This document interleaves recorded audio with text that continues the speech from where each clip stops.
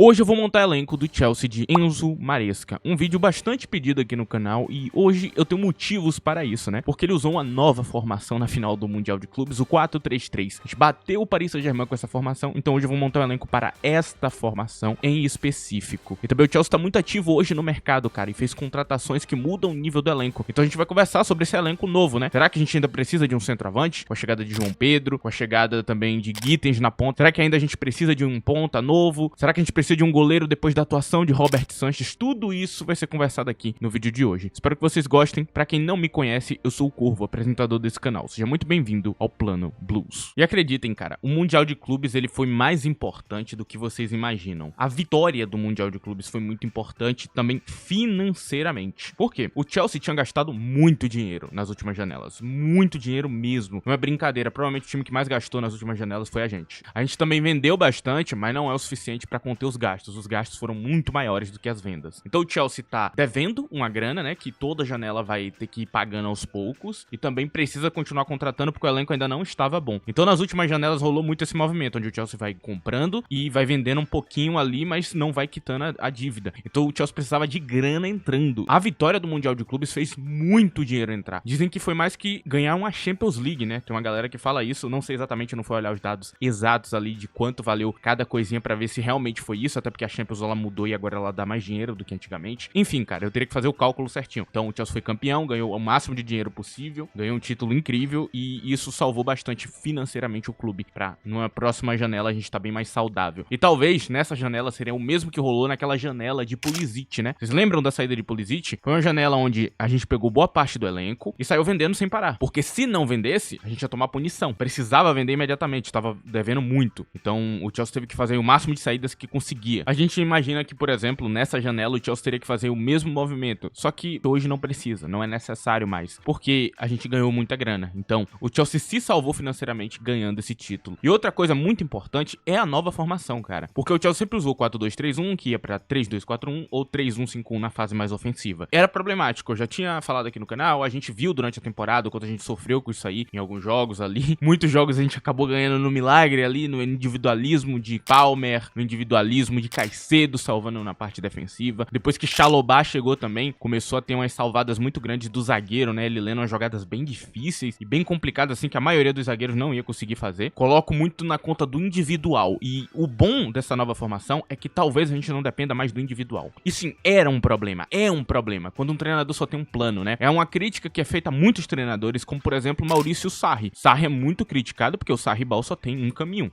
Não tem outro. É um jeito de jogar futebol que funciona e ele é um bom treinador, mas não tem muito ajuste pra cada jogo. Então, a depender do adversário dele, ele pode ganhar de 4-1, o outro ele pode tomar de 5-0. E aí mora o problema, né? É um treinador que dá pra ler em mata-mata, é um treinador que é previsível e tudo mais. Aí é onde saem críticas bem justas, né? Você entende o esquema tático, entende as fraquezas que você vai ter ali naquele meio de campo, porque vai ser meio previsível o movimento daqueles dois CMs, e aí você pode fazer uma crítica em cima e falar, pô, esse esquema aqui é furado por causa disso, disso e disso, né? É uma crítica válida a ser feita. E Enzo Maresca também tinha essa crítica, né? Não é um problema só dele, é um problema de outros treinadores guardiolistas, só que a maioria dos treinadores guardiolistas não usam a linha de 3 e principalmente a linha alta tão forte, né? A maioria deles não usa. Quem usa é Guardiola, né? Guardiola ele faz isso e sofreu pra caramba a temporada inteira. Eu também critiquei Guardiola exatamente nisso aí. Eu disse que ele precisava buscar mais equilíbrio na formação dele. Então tem algumas pessoas que elas pegam e falam, nossa, tá sendo injusto com o treinador, né? Tem uma galera que comenta aqui na aba de comentários. Cara, não tô. Eu estaria sendo injusto se eu não tivesse criticado também Guardiola, mas eu critiquei os dois por causa da mesma coisa. Inclusive tem vídeo separado no canal sobre isso. E uma coisa que eu falei aqui no canal um tempo atrás, foi quase depois que ele chegou aqui no Chelsea, né? Foi um tempinho depois que ele chegou. Eu falei, né? Ele tem que criar uma formação para o Chelsea. E o 4-3-3 que ele usou na final do Mundial de Clubes é uma formação que ele nunca utilizou na carreira. E aqui vem um detalhe muito importante, né? A galera pode achar que o 4-3-3 que ele usou é o mesmo do Leicester. Não é. O do Leicester tinha um lateral invertido e esse lateral invertido virava um meia pra que o volante suba pra linha de ataque. Não era a mesma coisa. E também a execução é completamente diferente. Então esse 4-3-3 é único para o Chelsea. E esse 4-3-3 é bom por um motivo bem específico. Ele usa bem as peças que você tem em campo. Ele usa bem os volantes, ele usa bem o lateral, né? O lateral não tava encaixando como lateral invertido de jeito nenhum, então usar como lateral de sobreposição foi a melhor posição que ele achou. Como terceiro zagueiro, o Gusto também não tava conseguindo dar conta, então ele precisa jogar como lateral de sobreposição se quiser ter algum padrão, ou como lateral normal, né? Como um lateral realmente seria usado numa linha de 4 padrão. Então esse tipo de ajuste é muito positivo, cara, porque ele tá se adaptando ao clube, aos jogadores que ele tem e ainda criar uma estratégia que conseguiu bater de frente com o melhor time da temporada. Foi uma sacada muito boa essa formação dele, porque a gente achou um ponto de equilíbrio. Isso vai ser muito positivo quando a gente for enfrentar o Manchester City, que a gente vai ter uma formação que se defende bem contra o City. A gente for enfrentar algum time que nem, por exemplo, o Arsenal, a gente pode equilibrar o campo com o Arsenal, que a gente tem um 4-3-3 também pra bater de frente com eles, e isso é muito positivo para o Chelsea. A gente sobe de nível com essa formação nova. Então o Chelsea agora tem um plano pra enfrentar times maiores. O Chelsea tem um plano também que pode lidar com alguns times que tem armadilha de contra-ataque, então talvez o Chelsea ficar no equilíbrio melhor em campo, subir um pouco menos a linha pra dar menos chance de contra-ataque para um adversário. Aí quem sabe no segundo tempo já vai pra um 4-2-3-1 e fica mais ofensivo também. Então o Chelsea agora tem um plano diferente, né? Ele não é só a mesma coisa, não é o mesmo futebol, que se não encaixar no jogo não tem saída. Agora tem saída. E esse 4-3-3 pro fim de uma partida também é muito bom. Ah, quero fechar uma partida. Vou botar um volante ali, vou virar 4-3-3, vou segurar o jogo. Isso é muito bom. O treinador evoluiu. Eu falei, né? Enzo Maresca, ele tem que evoluir. Ele não pode permanecer no nível que ele tava quando ele chegou. E ele evoluiu. Ele evoluiu a cada jogo, ele foi mudando e hoje ele chegou numa formação super interessante. É o que eu falei. O único jeito dele dar certo é exatamente isso, né? É ele evoluir como treinador. Eu não queria ver essa evolução. Eu preferia um treinador pronto. Você pode ter uma opinião diferente. Eu não tenho essa opinião diferente. Eu queria um treinador pronto. Eu queria Hansi Flick, né? Que era o alvo principal que eu tinha em mente. Não veio, mas veio o Enzo Maresca aí. Ele tá evoluindo. É um tiro no escuro, como eu falei na época, né? Eu falei, você tem muito esse termo, né? Tiro no escuro. E realmente, tiro no escuro acabou acertando. Poderia não acertar. Poderia dar tudo errado. Poderia ser uma merda. Enfim, é o risco que você corre quando você pega um treinador novo. Mas acabou acertando nesse momento. A magia acontecendo. A gente foi campeão do Mundial de Clubes. Acho que eu já falei bastante aqui sobre o treinador e essa situação. Agora a gente vai entender o que tem que mudar dentro do elenco. A gente vai pro Transfer Market. Antes disso, vou pedir pra vocês que não esqueçam de deixar o like nesse vídeo. É muito importante. Se possível também, use a opção de hype. Tem na aba de comentários aí. Se você tiver no smartphone, você pode me dar um hype gratuito e esse vídeo chegue em mais pessoas. E se você quiser ter um contato maior comigo e ver o que eu comento diariamente sobre futebol, tem o meu Twitter.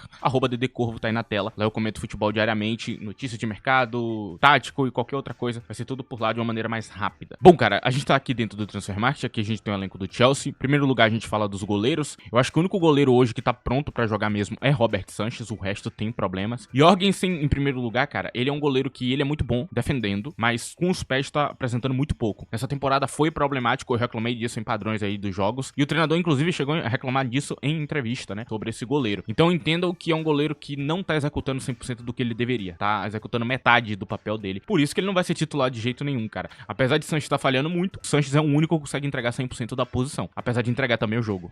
Então a gente sabe, a gente precisa ir atrás de goleiro no mercado, cara. As duas opções mais prontas estão com problemas. Os outros dois têm talento e podem jogar a posição, mas ainda falta experiência. Então talvez eles mantenham emprestado esses dois jogadores aqui. O que faria o Chelsea ir atrás de um goleiro. E eu sei um nome específico que vocês vão ver lá no elenco quando tiver montado e resolve essa posição. Aí a gente vai pra linha de zaga, cara, e tem um zilhão de zagueiro aqui. Vocês estão vendo? Tem muito zagueiro. Olha isso. Quantidade absurda. E aí o que o Chelsea vai fazer aqui? O Chelsea já tem zagueiro suficiente pra não precisar contratar, né? O surgimento de Chalobah do jeito que ele tá jogando já cumpre o papel. É isso. E tem outros zagueiros aqui que estão jogando muito bem. O futebol deles tá muito ajustado com o que a gente precisa. Ninguém aqui é elite da elite, mas são jogadores bons de qualidade com futebol. E outros com grande potencial, como o caso de Coyle, né? Que é o nosso zagueiro teoricamente com maior potencial. Então, cara, a gente tá bem. A gente tá bem encaminhado. A gente tem zagueiros com grande potencial e tudo mais. Tem até uma molecada da base que poderia estar jogando na zaga. Então o Chelsea talvez não precise ir ao mercado atrás de zagueiro, só precisa vender algumas figuras que estão aqui pra equilibrar, porque tem muito jogador, né? Aí na lateral esquerda tem que vender Betil e o tal do Caleb Willian tem um encaixe bem fraco com o treinador. Talvez tenha que ser emprestado a outro clube. Aí na lateral direita nós temos o tal do Alfie Gilchrist que tá aqui aleatoriamente. Ele vai ser vendido provavelmente. Poderia jogar, ele tem encaixe. Eu deixo isso aqui bem claro pra vocês. Tem encaixe o moleque, ele poderia ser parte do nosso elenco. Mas eu acho que não vai ter muito espaço. E aí na lateral direita, cara, a gente tem a questão do James, né? Ele teoricamente é um lateral direito. Ele não é volante e ele não jogou bem como volante em nenhuma partida que eu tenha visto, cara. Não nos padrões que eu conheço do que é um bom volante. Ele pra mim não entregou. Ou ele entregava muita defesa, ou ele acabava entregando um pouco de criatividade esquecendo da defesa. Não parece um volante. A gente tem a questão. Ele é um lateral direito e é um dos melhores do mundo como lateral direito. Por que ele não tá jogando? Ah, mas é que ele não é um bom lateral invertido. Tudo bem, usa lateral de sobreposição. Por que ele não tá jogando como lateral de sobreposição? Aí a gente tem uma discussão que eu tive com um inscrito aqui no Twitter, né? Ele falou assim, James não tá jogando por causa da questão da lesão. E não tá errado, ok? Porque o lateral de sobreposição é que mais corre em campo. Porque ele tem que correr pra ir e pra voltar. E essa corrida exige muito do físico. O jogador pra se lesionar na brincadeira dessa, se ele não tiver com físico bom, se ele não tiver muita estamina, é rapidinho. James tinha uma boa estamina no passado, né? Ele aguentava correr muito. Só que hoje ele não tem. E hoje ele não tem um físico pra poder tá duelando toda hora e subindo e descendo e ficar de pé. E não se lesionar. Isso aqui é um problema muito grave. Ele é um dos jogadores mais caros do elenco, então ele precisa entregar a posição. Só que se ele não conseguir, cara, aí a gente tem um problema grave. A gente teria um reserva muito bom, né? Um cara que pode entrar ali, entrar aqui, entrar ali, entrar na zaga, entrar no meio de campo, entrar na lateral no fim do jogo, porque não vai ter que correr o jogo inteiro. Mas aí é meio problemático. problemático, né? É muito limitado. A gente não tem a melhor versão do James. E o James com o salário atual é pra ser a melhor versão dele. Aí eu não sei se ele vai se recuperar ou não, não faço ideia, mas é um problema grave. Se for verdade isso que eu tô pensando, né? Que a galera tem falado tanto ali, até em discussões na gringa, que James não aguenta mais jogar como um lateral normal, cara. Talvez seja a questão dele ir embora mesmo. Porque a gente não vai ter o jogador. Vai ser um jogador teórico, né? Ele existe na nossa cabeça, mas em jogo ele não consegue executar por causa dessa questão. É uma questão gravíssima, ok? Eu não vou entrar mais em detalhe. Aí aqui no meio de campo, cara, a gente tem boas opções, ok? Na parte defensiva tá boa. Meias defensivas aqui a gente tem um monte bom, não tenho do que falar. A gente tem o suficiente pra temporada inteira e até extra. O problema são os meias ofensivos. Esses meias ofensivos que a gente tem hoje são problemáticos. Kierna é uma desgraça como jogador. Não ligo que ele fez uma conference boa. Caguei, eu não tô nem aí. Não ligo se ele fez gol no Mundial de Clubes. A temporada dele foi terrível e ele não era um jogador que a gente tava contando. Ele tem 26 anos de idade, ele é um veterano, ele tinha experiência no esquema tático do treinador. Não era pra ele ter esse desempenho, era pra ele desempenhar muito melhor. Sempre que ele tá em campo, a gente tem um jogador que pode ser um fantasma ou um jogador que faz muito pouco. E aí você ter ele como reserva direto de Enzo Fernandes é terrível, ok? Então é um jogador que provavelmente tem que sair também. A gente tem que achar alguém que consiga trazer a criatividade de Enzo e ainda manter o equilíbrio defensivo. E eu sei uma figura também, vai estar no elenco montado. O Emeka parece ter um baixo encaixe com a ideia do treinador e tá se tornando mais um meio ofensivo a cada dia que passa. Então eu acho que talvez ele vá sair também. É um jogador bom, deixa isso bem claro. O empréstimo dele pro Dortmund, ele foi muito bem. E aí a gente tem vários jovens aqui e o ataque tá meio completinho, né? O ataque não tem muito o que falar. O que tá faltando aqui no ataque é sair algumas figuras, né? São figuras que estão aqui presas a esse ataque e que não vão jogar, que não tem espaço, que não tem futebol pra jogar no Chelsea, precisam vender. A maior dor de cabeça aqui, é claro que é Sterling, porque Sterling tem um salário absurdo e ninguém quer pagar. Ninguém quer pagar nem metade do salário dele pra contratar ele. Então agora o Chelsea tem uma dor de cabeça gigantesca. Talvez Sterling fique, porque talvez ninguém queira nem pegar emprestado, porque o empréstimo já é caro, porque você vai pagar 9 milhões de euros de salário. Eu não pagaria, eu não sei você, mas eu não pagaria num jogador que não consegue fazer nada em campo. Então o Chelsea tá com a dor de cabeça aí gigante. Essa é a maior dor de cabeça que a gente tem hoje, cara. Vender Sterling. Enfim, agora eu vou mostrar pra vocês o elenco montado, agora que eu já mostrei as questões, os detalhes e tudo mais. Enfim. Bom, aqui tá o elenco do Chelsea montado, com alguns ajustes. Talvez vocês não estejam vendo esses ajustes de cara, mas vocês vão ver. Acho que em primeiro lugar a gente tem o goleiro Ter Stegen e Robert Sanchez. Eu não tenho do que falar, cara. Eu amo o goleiro do Barcelona, Ter Stegen. Eu já o elogiei aqui diversas vezes no canal. Eu acho ele muito bom. Uma outra opção que a gente teria é James Trafford, mas dizem que ele vai voltar pro City. Dizem que tá acontecendo. E não à toa. Eu hypei muito esse goleiro aqui no canal. Eu acho que Guardiola também já percebeu, né, o potencial gigantesco que ele tem nas mãos. Um goleiro aí que pode ser provavelmente o futuro da Inglaterra em relação a goleiro. Então, cara, são as duas opções que a gente tinha e eu acho que o Ter Stegen é mais contratável. O Ter Stegen tem um salário que é um pouco alto em relação ao projeto do Chelsea, mas também não é nada demais, né? Acho que o Chelsea consegue até negociar um contrato melhor com ele. Assim, eu entendo o que o Barcelona tá fazendo com ele. O Barcelona já tá pensando no futuro e tá tentando já trocar o goleiro. Só que pra gente, ele é tipo Deus. Porque, cara, o que esse cara era bom com os pés com o Xavi, né, que é um treinador guardiolista, é um negócio absurdo, cara. Assim, ele sobe demais o nível da posição. Demais.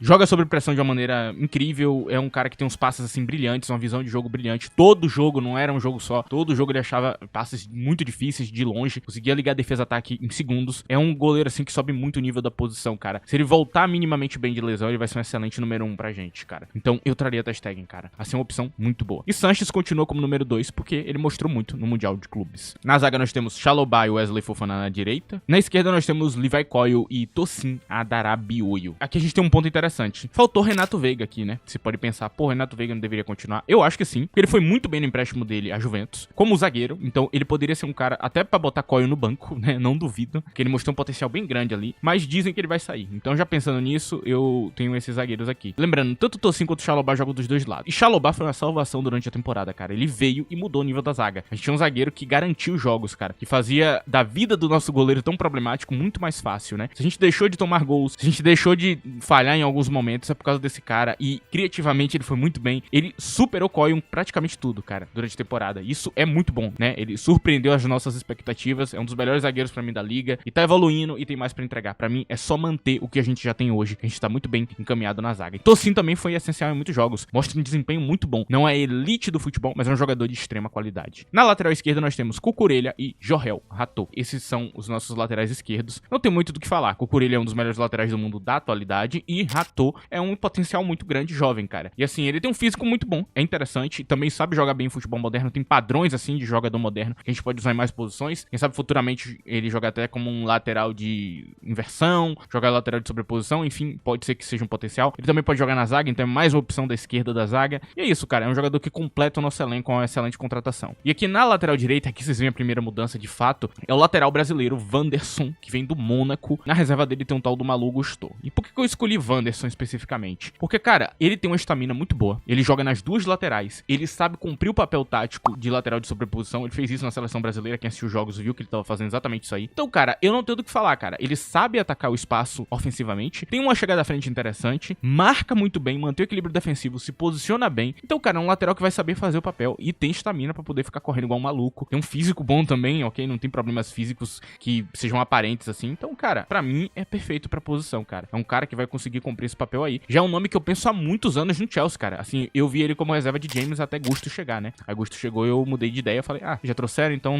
não vou nem montar o elenco com esse cara. Mas é um cara, assim, que eu tenho um apreço muito grande. Pra mim, ele evoluiu muito nos últimos tempos, cara. Evoluiu muito, assim, de patamar. O jogo dele na Champions, cara, o desempenho, nossa, absurdo. O jogo dele contra o Barcelona. Mano, esse cara é muito bom. Assim, é uma opção, assim, sólida pra lateral de sobreposição. Falaram também do brasileiro Ian Couto. Também é uma opção. Só que o equilíbrio defensivo de Wanderson é melhor. Ofensivamente falando, Ian Couto é mais um ponta. E aí, realmente, a gente tem um ganho legal de lateral de sobreposição com o Ian Couto. E é um lateral treinado também, né, pra jogar nos sistemas modernos. Jogou muito bem lá no Girona fazendo isso. Então, é uma opção também que a gente teria. No meio de campo, nós temos Caicedo e Romeu Lavia como primeiro volante. Como CM pela direita, nós temos Andrei Santos e Adrian Bernabé. Na esquerda, nós temos Enzo Fernandes e Leslie Ugochuk. Pra quem entendeu, tem um volante criativo, que vai chegar um pouco mais à frente, um volante defensivo, que também tem a chegada à frente. Do outro lado, a mesma coisa, volante defensivo com a chegada à frente, com um volante mais criativo na reserva. Sim, Bernabé reserva de Enzo, teoricamente, né? Ele vem pra fazer a função que Enzo faz. E a ideia aqui é exatamente isso. Achar um cara no mercado que consiga manter os padrões de Enzo. Um problema que a gente tem hoje que é grave é quando a gente não tem Enzo Fernandes, a criatividade do meio de campo vai lá embaixo. A gente não tem um cara tão criativo quanto ele. E sim, Andrei apresenta ótimos padrões, até por isso ele é titular aqui. Mas não é o suficiente. Enzo é o cara que desbloqueia a defesa. Enzo é o cara que desbloqueia e acha o passe-chave pra gente ganhar no meio de campo. Tá faltando esse cara. Tem alguns jogos que seria até muito bem-vindo que o Adrian Bernabé, ele jogasse junto do Enzo ali como uma dupla de volantes que vão trazer um passe a mais de trás pra frente. Nessa formação seria perfeito, né? Essa formação, inclusive, é muito boa pra botar Enzo numa posição mais confortável pra ele. Ele vai ter que atacar um pouco menos o espaço. Aí tem o tal do Bernabé, cara, falando um pouquinho sobre ele, cara. É um jogador muito bom. Formado na base do Barcelona e também do City, né? Ele passou pelas duas. Ele é um cara que ele é feito pra futebol moderno. Ele lembra muito o estilo de jogo de Enzo Fernandes e ele é desconhecido. Ele joga no Parma, vai ser barato. Tem 24 anos apenas, não é tão velho assim. Então, é um jogador que mantém o padrão de idade do time e pode vir de um preço, jogar uns 3 anos, jogar muito bem e depois ir pra ser titular de outro time por 70, 80 milhões de euros, porque ele joga muita bola. É isso. É um cara que vem pra subir o nível e ainda a gente ganha dinheiro depois. Se acontecer o caso, né, dele evoluir muito ali e querer ser titular. Então, cara, perfeito pra mim. Pra mim é o cara que resolve o nosso problema por um preço acessível. E a gente tem dinheiro até pra gastar mais, se quiser, né? Poderia ir no Fermin Lopes, mas o Fermin Lopes não mantém a criatividade de Enzo, por exemplo. Ele mantém um padrão ofensivo mais interessante, ataca melhor espaço, mas não tem a criatividade de Enzo. Então, é interessante trazer Adrian Bernabé. Um jogador que eu conheço tem um pouco de tempo, mas que de tudo que eu vi até aqui eu achei maravilhoso. E o Leslie Ugochuk eu daria uma chance dele continuar, porque ele é um jogador, cara, que foi emprestado e jogou bem. É isso. O time dele foi rebaixado, mas ele tava jogando muito bem, cara. Um dos melhores do time. Eu acho que ele merece uma opção. E a chegada dele à frente é muito boa, ele dribla bem e tudo mais. Ele é um cara perigoso chegando à frente, né? Não é aquele jogador que tá pronto, por exemplo, nessa parte, mas que tá evoluindo. Então eu acho que ele. Eu acho interessante ele fazer parte do elenco, ainda mais nesse esquema de 3 volantes. Acabou por aqui o meio de campo, agora a gente vai pra ataque. Nós temos Cole Palmer e Estevão na ponta direita, sem críticas, perfeitos. Os dois estão muito bem na carreira. Temos Pedro Neto e Bino Gittens na esquerda. Como opção extra para as pontas, até porque a gente vai também usar o 4-2-3-1, nós temos também, né, Tariq Jorge, né, que pode jogar nas duas pontas. Então a gente tem uma opção também. Lembrando, é claro, que quando você precisar de um meio atacante no 4-2-3-1, a gente tem Enzo, o tal do Bernabé também joga de 10, se você precisar. Então a gente tem opções, você não precisa contratar ninguém. Teoricamente dá pra fazer as duas formações com os elencos que a gente tem aqui hoje. E aí Andrei Santos poderia jogar mais no meio de campo, né, poderia jogar mais jogos,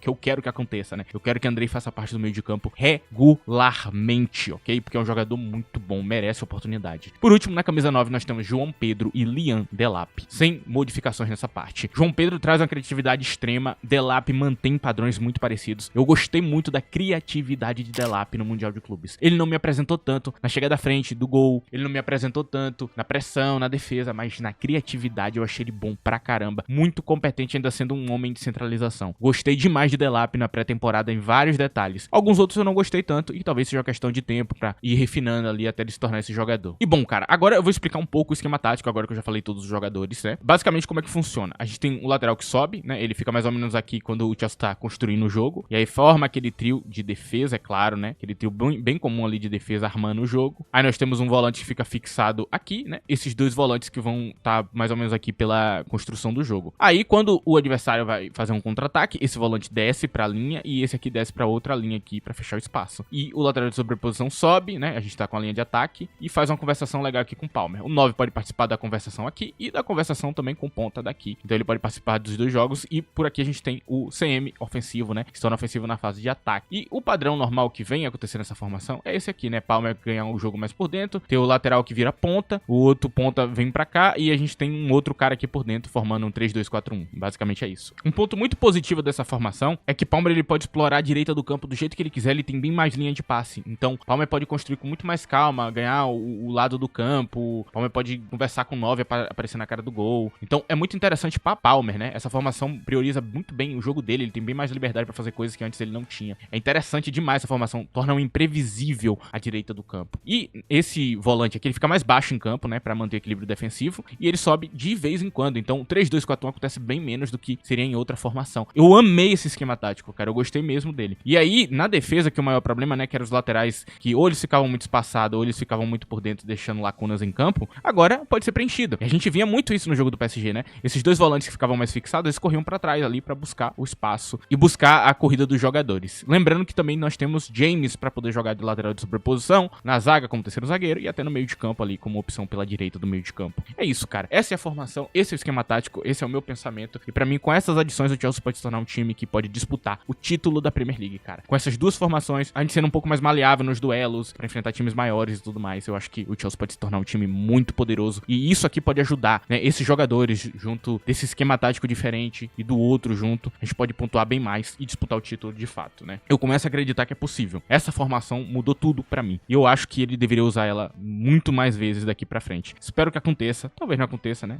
A gente sabe como é as coisas. Talvez ele tenha montado só pra enfrentar o PSG. Mas eu espero que ele use mais, cara. Porque eu gostei do equilíbrio defensivo dessa formação. É de fato um time sólido. Cara, até Guardiola tá sofrendo pra ter equilíbrio defensivo com linha de 3. Então, a gente tem um plano hoje que a gente deveria explorar um pouco mais. É isso, rapaziada. Esse é o vídeo de hoje. Espero que vocês tenham gostado. Se você gostou, não esqueça de ajudar o vídeo de qualquer maneira, né? Ajudar com like, compartilhamento, me mandar dinheiro, qualquer coisa que você queira fazer. Pode ficar à vontade, cara. Ajuda bastante o canal. Muito obrigado, inclusive, a você que escutou o vídeo inteiro e que ajuda também dessa forma, cara. Você vê o vídeo inteiro, você escutar o vídeo inteiro já me ajuda pra caramba. Muito obrigado a sua presença aqui. É isso, rapaziada. Tchau!